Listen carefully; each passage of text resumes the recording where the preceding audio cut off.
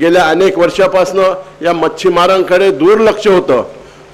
आज 2014 नंतर 2023 पर्यंत कुठेतरी या मच्छीमारांना जीवदान मिळत आहे। जे किनारपट्टीचे मच्छीमार आहेत, जे पालघरपासनं तर तुमचे गोव्यापर्यंत, जे तुमचे रत्नागिरीपर्यंत हे सर्व मच्छीमार बांधव फार ग्रासलेले होते। तुम्हाला सांगतो, माझ्या अगोदर सर्व मंडळींनी सर्वांनी मुद्देसूद सविस्तर मुद्दे मांडले आणि मुद्देसूद चर्चा केली। खरं म्हणजे या समाजावर गेल्या अनेक वर्षापासून अन्याय होतच आलेला आहे, परंतु तो अन्याय दूर कसा होईल याच्यासाठी आपण सर्वजण प्रयत्न करत आहोत। छोटमजी आणि माननीय आमदारजी दळवी साहेब, आपल्याला सांगायचं आहे, तुम्ही मच्छीसाठी फार योगदान दिलंय, तुम्ही मच्छी मारलेली आहे, मच्छीसाठी बरेचसे प्रयत्न केलेले आहेत आणि स्वतः मच्छीचा व्यवसाय केल्यामुळे तुम्हाला मच्छीमारांचे दुखणे कळलेले आहेत। हे खरं म्हणजे दुखणं मोठं असतं।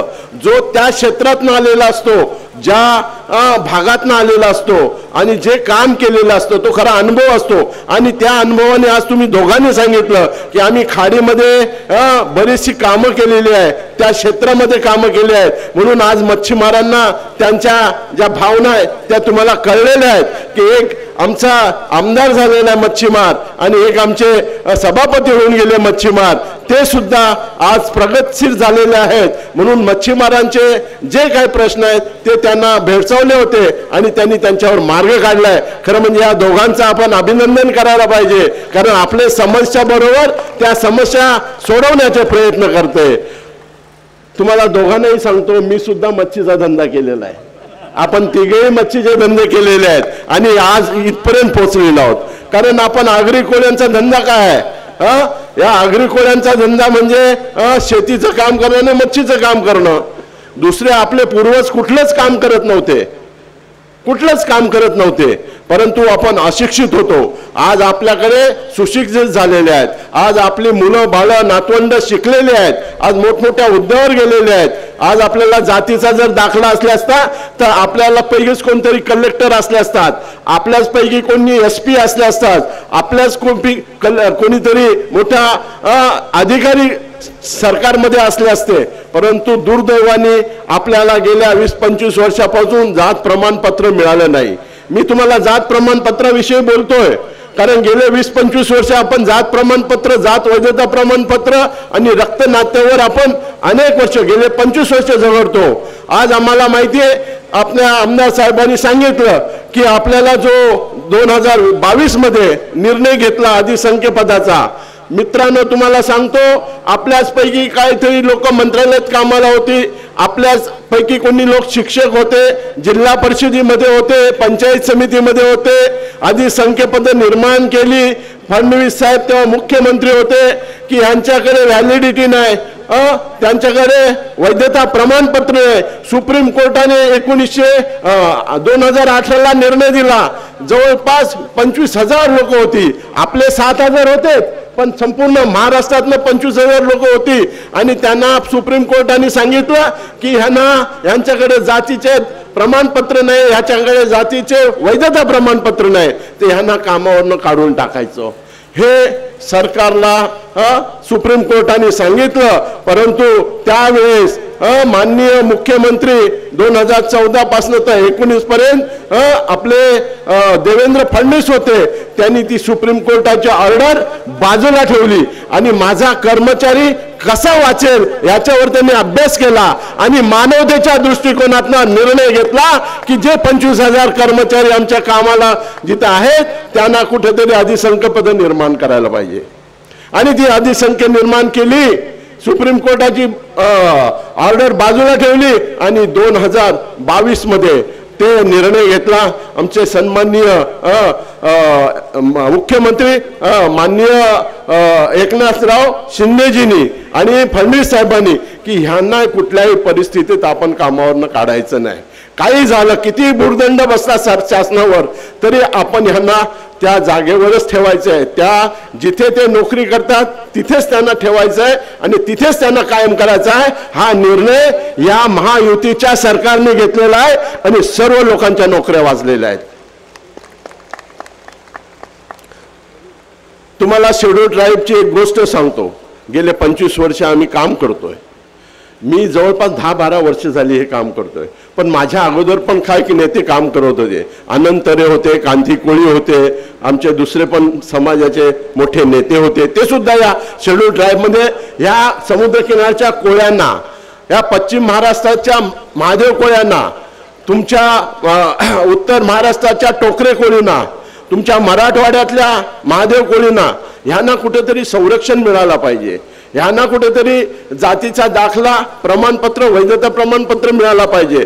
परंतु काही लोकांनी, काही संकुचित प्रवृत्तीने, काही ठराविक जातीने ह्या कोळी समाजाला पुढे आणायचं नाही, ह्या कोळी समाजाला प्रमाणपत्र द्यायचं नाही, वैधता प्रमाणपत्र मिळालं नाही पाहिजे, हा दृष्टिकोन ठेवून हे 25 आमदार सातत्याने काम करत होते, सातत्याने विरोध करत होते की ह्या समाजाला तुम्ही इथे आणू नका. अरे तुम्ही सांगणारे कोण? या समाजाला डॉक्टर बाबासाहेब आंबेडकरांनी शेड्यूल ट्राईबचा दर्जा दिलेला आहे. 29-30 मध्ये त्यांना 28-29 शेड्यूल मध्ये आणलेला आहे आणि हा शेड्यूल ट्राईबचाच माणूस आहे.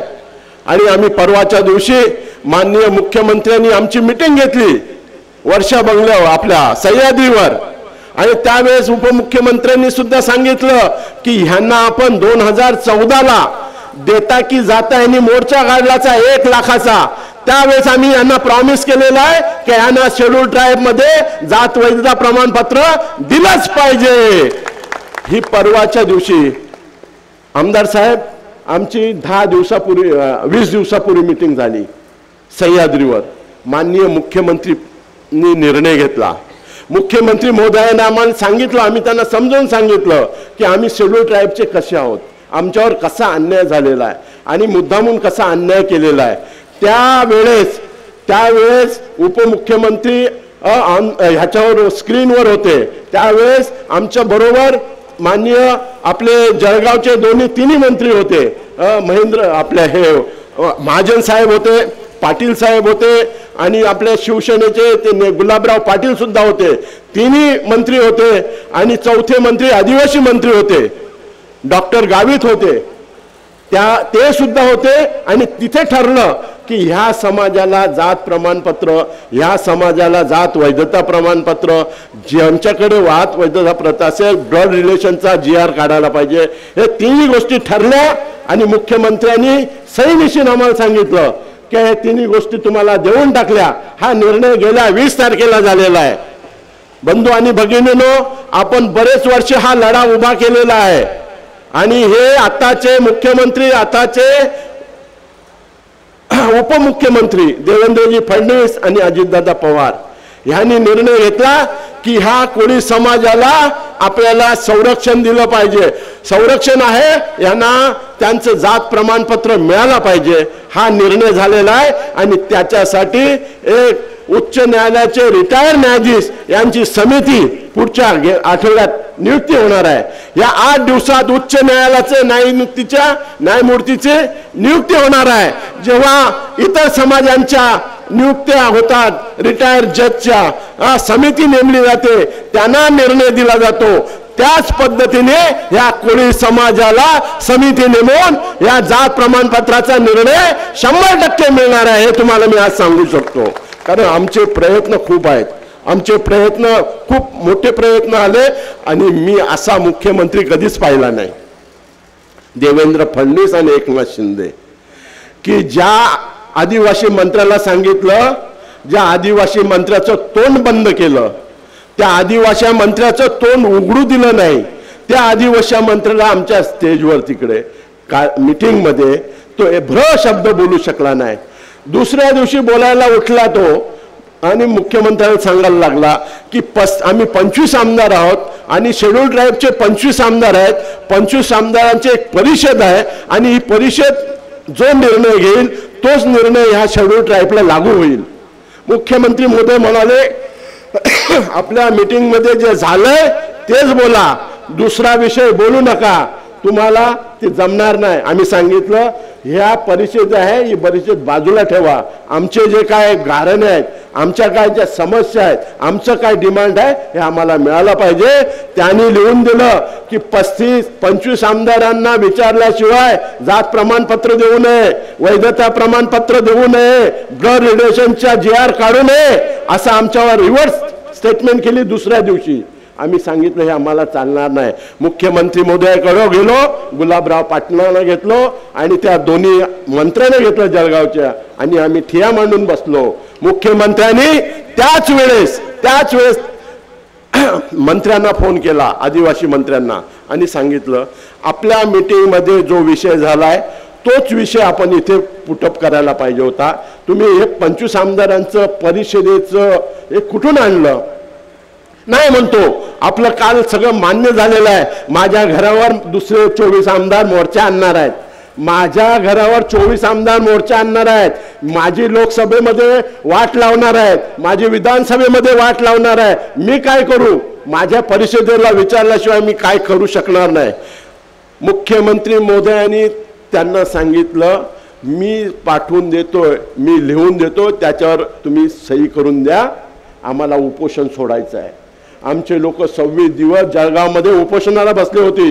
आणि त्याच वेळेस आमदार साहेब, त्याच वेळेस मुख्यमंत्री महोदयांनी त्यांना लिहून दिलं का हे आपण पहिल्या मीटिंगमध्ये झालेलं मान्य केलेलं आहे. तुमचे जे तिन्ही मुद्दे आहेत ते आम्ही कॅन्सल करतो, आमच्या सुधारित याच्यावर तुम्ही सही करून पाठवा. 20 मिनिटात त्या आदिवासी मंत्र्यांनी सही करून पाठवली. 20 मिनिटात असा खमक्या मुख्यमंत्री पाहिजे, असा हिम्मतदार मुख्यमंत्री पाहिजे. मी 4-5 मुख्यमंत्री पाहिले ह्या विषयावर गेल्या 25 वर्ष निर्णय होत नव्हता. अरे त्यांचा निर्णय घेतला तर ते 25 आमदार बाजूला जातील, आमचं मंत्रिमंडळ पडेल. चव्हाणकडे गेलो, अशोक चव्हाणकडे गेलो, तुमच्या विलासराव देशमुखांकडे गेलो, तुमच्या पृथ्वीराज चव्हाणकडे गेलो, त्यांना समजून सांगितलं, परंतु ते म्हणतात की आम्ही या विषयाला हात घालणार नाही. हा विषय म्हणजे फार मोठा घन विषय आहे. हा विषय कोणीच हात घालणार नाही. आम्ही काय कोणीच हात घालणार नाही. आम्हाला हा विषय नको आहे. कारण ते आदिवासी मंत्री येतात, 25 आमदार येतात आणि राजीनाम्याचा आम्हाला धाक दाखवतात की आम्ही लगेच पटकन राजीनामा देऊ आणि तुमचं मंत्रिमंडळ कोसळेल. असे मी 4 मुख्यमंत्र्यांना भेटलो, पण 5व्या मुख्यमंत्र्यांनी निर्णय घेतला, ढॅशी मुख्यमंत्र्यांनी निर्णय घेतला आणि या कोळी समाजाला न्याय द्यायचा म्हणून त्यांनी बाजू घेतली आपली आणि निर्णय घेतला. आज कमिटी नेमणार आहे, हायकोर्टाच्या रिटायर्ड जजची कमिटी नेमणार आहे. त्या कमिटीने सांगेल तो निर्णय त्यांना मान्य करावा लागणार आहे. इनडायरेक्टली आदिवासी मंत्र्यांनी मान्य केलेलंच आहे. कारण आदिवासी मंत्र्यांना कळलंय की आमची संख्या मोठी आहे, जे आदिवासी आहेत आणि आम्ही आदिवासी आहोत, जे सोनकोळी, महादेवकोळी, टोकरेकोळी, जे अन्यायग्रस्त कोळी आहेत. आमदार साहेब, आम्ही टोटल 105 लोक आहोत. 1,05,00,000 आमची संख्या आहे 2011ची, आणि त्याच्यामध्ये आम्ही 60 लाख आहोत, ते 40 लाख आहेत. आम्ही 65 लाख आहोत, ते 40 लाख आहेत. 1,05,00,000 मध्ये 25 आमदार निवडून येतात 1,05,00,000 आम्ही आमचे हिस्से करा. आम्ही सांगितलं त्याचे हिस्से करा. 65 लाखाला किती आमदार येतील आणि 40 लाखाला किती आमदार येतील? तुम्ही 25 आमदार कसे निवडून येतात ते बघू. आम्हाला द्या आमचे 12 आमदार, आम्ही पण 12-14 आमदार निवडून येऊ शकतो. आमचा आजपर्यंत तुम्ही गैरफायदा घेतलेला आहे. गेले 30 वर्षापासून जे शासनाचं अनुदान येतं, शासनाच्या ज्या सवलती येतात, त्या सवलती आजपर्यंत ह्या आदिवासीने 8 जमातींनी खाल्लेल्या आहे. 8. आम्ही किती 47 जमाती आहोत. आम्ही किती 47 जमाती आहोत आणि फायदा किती घेतात? 8 जमाती घेतात. आज जवळपास 9,000 कोटी दरवर्षी ह्या आदिवासींना मिळतात. मग किती भ्रष्टाचार झाला असेल, किती भ्रष्टाचार होत असेल, विचार करण्यासाठी गोष्ट आहे. सातत्याने भांडलो म्हणून यश आलं. आधी संख्या पद आम्हाला त्याच शासनाने दिली. देवेंद्र फडणवीस साहेबांचं सरकार होतं त्यांनी दिलं. शेड्यूल ट्राईबचं जे प्रमाणपत्र मिळणार आहे ते आताच एकनाथ शिंदे साहेबांच्या सरकारमधनं आहे, महायुतीच्या सरकारमध्ये. आणि तुम्हाला दुसरी गोष्ट सांगतो, गेले 70 वर्ष झाली आमच्या किनारपट्टीवरची घरं होती, या घरांवर कोणीच लक्ष दिलं नाही. या 70 वर्ष कोळीवाड्यांची जी घरं होती कोणीच लक्ष दिलं नाही. परंतु 2014ला जेव्हा हे सरकार आलं महायुतीचं, शिवसेना आणि भाजपचं, त्यावेळी 2018ला निर्णय झाला की ह्या मुंबईचे 41 कोळीवाडे आहेत, हे कोळीवाड्यांचं सीमांकन व्हायला पाहिजे, यांचे 7/12 यांच्या नावावर व्हायला पाहिजे. जे 70 वर्षात कोणी केलं नाही ते काम भारतीय जनता पार्टीने हातात घेतलं, सुरुवात केली आणि आज 41 कोळीवाड्यांचं सीमांकन केलं. त्याच वेळी मी सांगितलं होतं हे सीमांकन झाल्यानंतर उर्वरित जिल्ह्यात जायला पाहिजे, उर्वरित जिल्ह्यामध्ये व्हायला पाहिजे. आता तुमच्या पालघर, रायगड ह्या सगळ्या जिल्ह्यामध्ये जिथे जिथे हा कोळी समाज किनारपट्टीवर राहतो त्यांची जी घरं आहेत ती घरं रेग्युलाइज व्हायला पाहिजे, सीमांकन व्हायला पाहिजे, त्यांचा 7/12 व्हायला पाहिजे, त्यांचा DCR व्हायला पाहिजे, ही आमची मागणी आहे. या सरकारने त्याचा विचार केला आहे. म्हणून हे सरकार खूप हे सरकार खूप प्रयत्नशील आहे या कोळी समाजाच्या समस्या सोडवण्यासाठी. मी तुम्हाला सांगतो, कारण अजूनपर्यंत अशा सरकारने कधीच आपला विचार केला नाही. या सरकारने विचार केला तसा विचार कुठल्याही सरकारने केला नाही. म्हणून तुम्हाला सांगतो, आपले जे कोळीवाडे आहेत, अरे आमचे मुंबईचे कोळीवाडे आहेत, कोळीवाड्याच्या बाजूला 20-20, 50-50, 100-100 माळ्याचे टावर झाले आणि आमचा कोळीवाडा कुठेतरी दिसत नाही या समुद्राकोणीवर. कधी सांगता तुम्ही CRZ मध्ये येतात, कधी सांगता तुमचा CRZ कमी केलेला आहे, आम्ही तुम्ही हे केलं, तुम्ही ते केलं, तुम्हाला आता काळजी करायची गरज नाही. परंतु खरा निर्णय, खरे नेम ह्या भारतीय जनता पार्टीने या 5 वर्षात करून दाखवलं. या 5 वर्षामध्ये, या 7-7.5 वर्षामध्ये करून दाखवलं. आणि त्यांनी आपल्यासाठी CRZ शिथिल केला. आणि आज जे कोळीवाडे आहेत आमचे समुद्र किनारे, त्यांना रिपेअर्स करायचे परमिशन दिले, त्यांना त्यांच्या जागा नावावर करण्याची परमिशन दिले, कलेक्टरला आदेश दिले. खरं म्हणजे हे सरकारने पूर्वीच करायला पाहिजे होतं. पण त्या आघाडी सरकारला या कोळी समाजाविषयी, आगरी समाजाविषयी काही पडलेलं नाही. मी तुम्हाला सांगतो, या अलिबागमध्ये काय परिस्थिती आहे. या अलिबागमध्ये हुकुमशाही चाललेली होती 30-35 वर्ष. 5-5 टन 6-6 टन त्यांचा आमदार, आणि ते सांगतील ते पूर्व. आमच्या लोकांना शिक्षण क्षेत्रामध्ये त्यांना अडवणूक होत होती, सहकार क्षेत्रामध्ये बँकेत गेला आमची अडवणूक होत होती, व्याजावर व्याज करत होते, दमदाटी करत होते. व्याज नाही भरलं तर तुझी होडी जप्त करेन, व्याज नाही भरलं तुझं घर जप्त करेन. असे गेले 35 वर्ष चाललं होतं. परंतु कधीतरी अवतार घ्यायला लागतो. जेव्हा माणसावर जेव्हा त्यांच्यावर परिणाम होतो, जेव्हा संकट येतात, तेव्हा श्रीकृष्णाला अवतार घ्यावाच लागतो. आणि तो अवतार घेतला महेंद्र दळवीला. आम्हाला कोणतरी माणूस पाहिजे होता की त्या लोकांबरोबर झगडणारा, त्या लोकांबरोबर फाईट करणारा होता. मतदार आम्ही आहोत ना, आम्ही निवडून देण्याची आमची क्षमता आहे, परंतु कोणीतरी पुढे यायला पाहिजे. आणि त्या श्रीकृष्णाच्या निमित्ताने आम्हाला महेंद्र दळवी मिळाले. आम्ही खूप खुश आहोत. दळवी साहेब, आपल्याला पुढे जाऊन खूप काम करायचं आहे, दोघांनाही काम करायचं आहे. खासदार येतील त्यांचं पण काम करायचं आहे, छोटम शेठ तुम्ही पण काम करायचं आहे, आणि आलेले सरपंच आहेत त्यांनी सुद्धा या समाजासाठी काम करायचं आहे. आपण काय कामासाठीच आपण सर्व निर्माण झालेलो आहोत. तुमच्या आमच्याकडे काही कमी नाही आहे, परंतु ह्या समाजाचं दुखणं, ह्या समाजाचं रडणं, ह्या समाजाचे अश्रू पुसणं हे आपलं सगळ्यांचं काम आहे, तुमचं आमचं काम आहे. म्हणून आज आपण या समाजासाठी, आज खरं म्हणजे जागतिक मच्छीमार दिन आहे, या मच्छीमारा दिनानिमित्त आपण सर्वजण इथे एकत्र आलोय.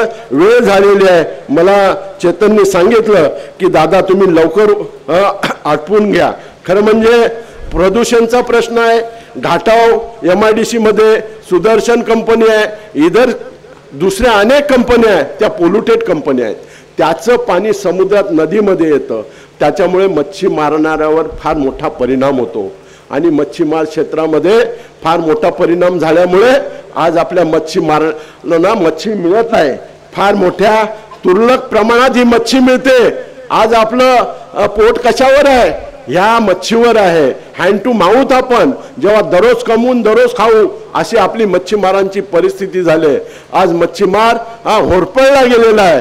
आज समुद्रामध्ये फार मोठ्या प्रमाणात कमी प्रमाणात मच्छी उपलब्ध होते आणि ती मच्छी कमी प्रमाणात उपलब्ध झाल्यामुळे आज आमचा मच्छीमार कुठे सर्वाइव होऊ शकत नाही। आज आमचा मच्छीमारावर फार मोठं तर हे प्रदूषण करणारे साहेब, आमदार साहेब, हे प्रदूषण करणाऱ्या ज्या कंपन्या आहेत, जे कंपनी प्रदूषण होतं ते आपण दोघे मिळून त्यांना पत्र देऊ, त्यांना वॉर्निंग देऊ आणि येत्या अधिवेशनामध्ये हा प्रश्न आपण सभागृहात उपस्थित करू की माझे बंधू आहेत ह्या प्रदूषणामुळे ह्या प्रदूषणामुळे दुःखित झालेले आहेत, वंचित झालेले आहेत, ह्या वंचितांना न्याय मिळाला पाहिजे।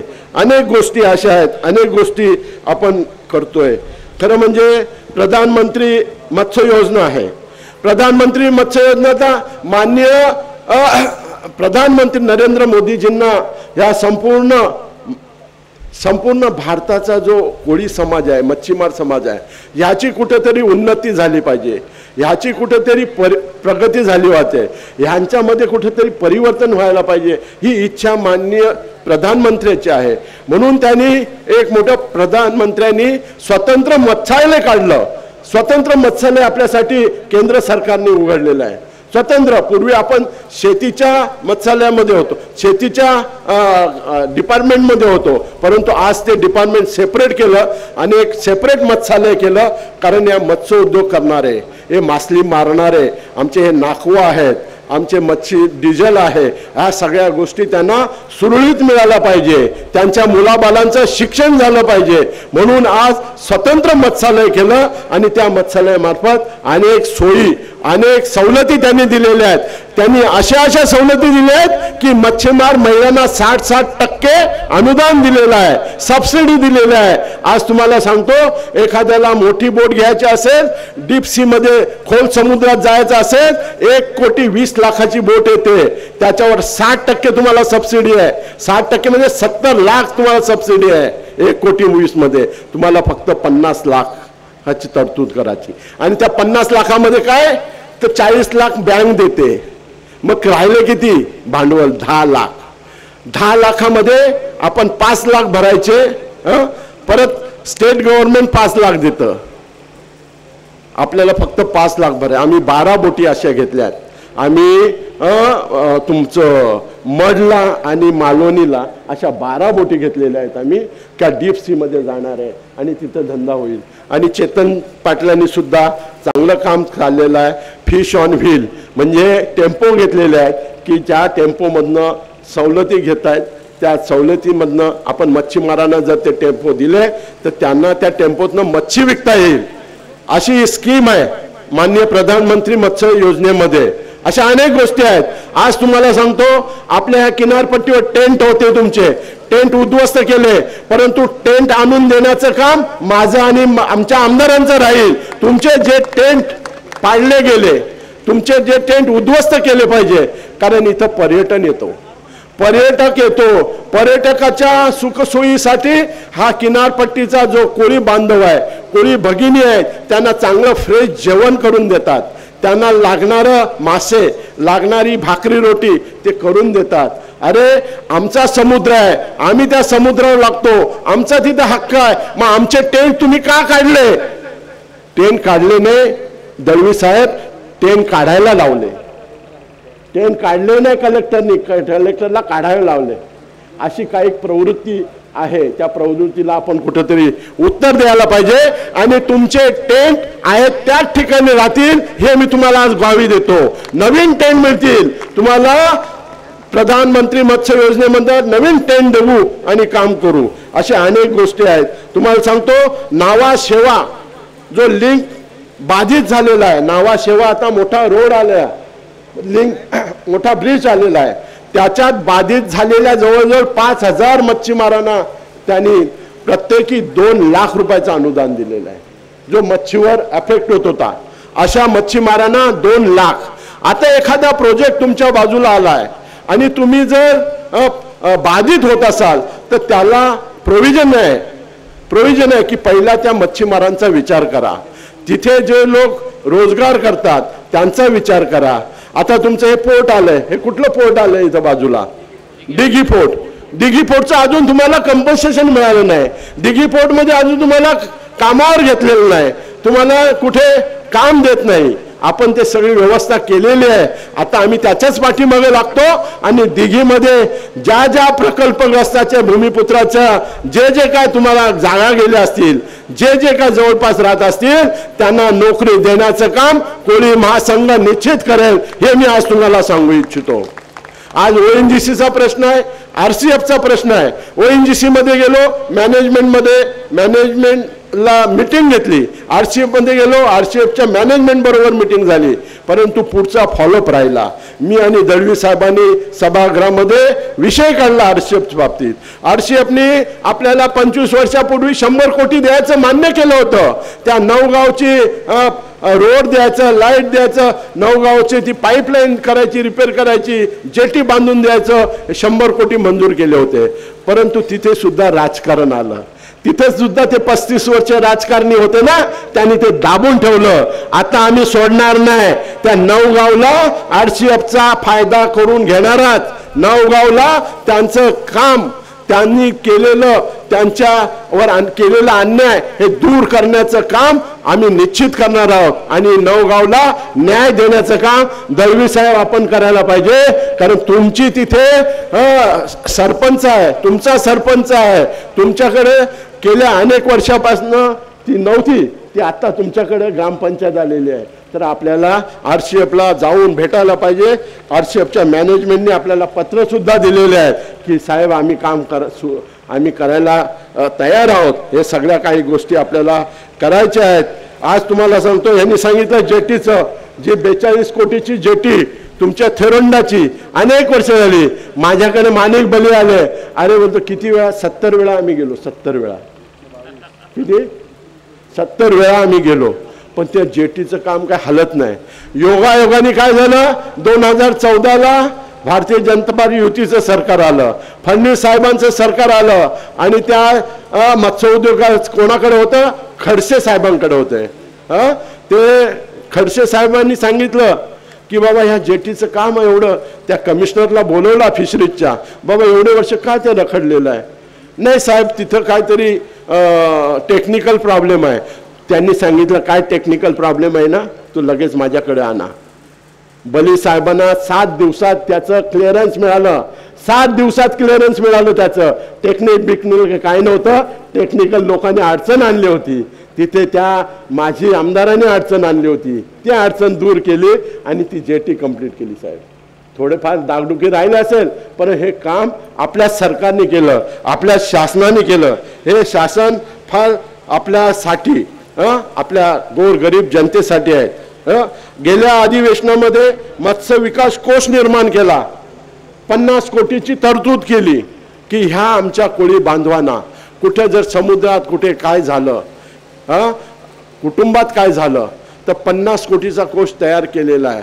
इन केस तुम्हाला समुद्रात गेल्यानंतर काय अपघात झाला, इमर्जन्सी काय तुमच्यावर प्रसंग आला, त्याच्यामधनं 50 कोटी कोषमधनं तुम्हाला मदत होईल. तुम्हाला सांगतो अशा अनेक गोष्टी आज त्या या सरकारने केलेल्या आहेत. पारंपरिक मच्छीमारांना केंद्र शासनाच्या माध्यमातून 5 लाखाचा विमा दिलेला आहे.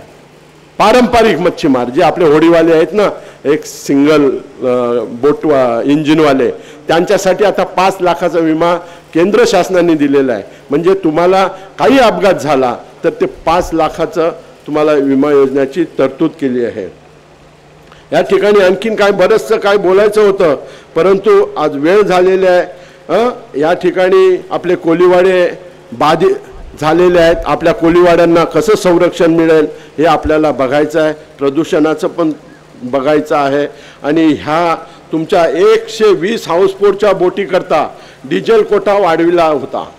खरं म्हणजे 120 जे हाऊसपोर्ट आहेत, ज्याच्या HP च्या इंजिन आहेत त्या इंजिनचा कोटा बंद केला होता, हाऊस पॉवर बंद केला होता, गेले अनेक वर्ष हा बंद केलेला होता. परंतु ह्या शासनाने मुंगीटनिवार जेव्हा मत्स्य उद्योग मंत्री झाले त्यांनी ती अट काढून टाकली आणि आपल्याला 120 HP लोकांना, हाऊसपोर्टच्या लोकांना डिझेलचा कोटा मान्य केला. अशा लोक किती आहेत? 85,000 बांधव माझे फायदेशीर पडलेले आहेत, फायदा झालेला आहे 85,000 मच्छीमारांना. ते शासन फार आपल्यासाठी फार चांगले निर्णय घेत आहे, आपल्यासाठी फार निर्णय घेत आहे. आणि एक शेवटचा मुद्दा मी सांगतो या मुख्यमंत्र्यांचा. मुख्यमंत्री महोदयांनी आमच्या 2 महिन्यापूर्वी त्या भाईंदरच्या ठिकाणी बोटी जळल्या होत्या. मध्ये कोणीतरी मला वाटते सांगितला, मुद्दा घेतला. 54 लाख रुपये आमची जाळी होड्या गेल्या, 54 लाखाचं नुकसान झालं. आम्ही मुख्यमंत्री महोदयांकडे गेलो, मुख्यमंत्री कार्यक्रमासाठी आले होते.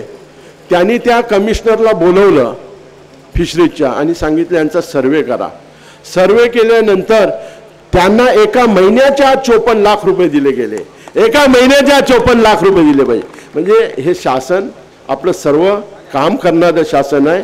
अनेक काही गोष्टी आहेत, आपण पुढच्या वेळेस या गोष्टींचा उहापोहा करू. आज तुम्ही सगळेजण आमच्या विनंतीस मान देऊन इथे आलेला आहात.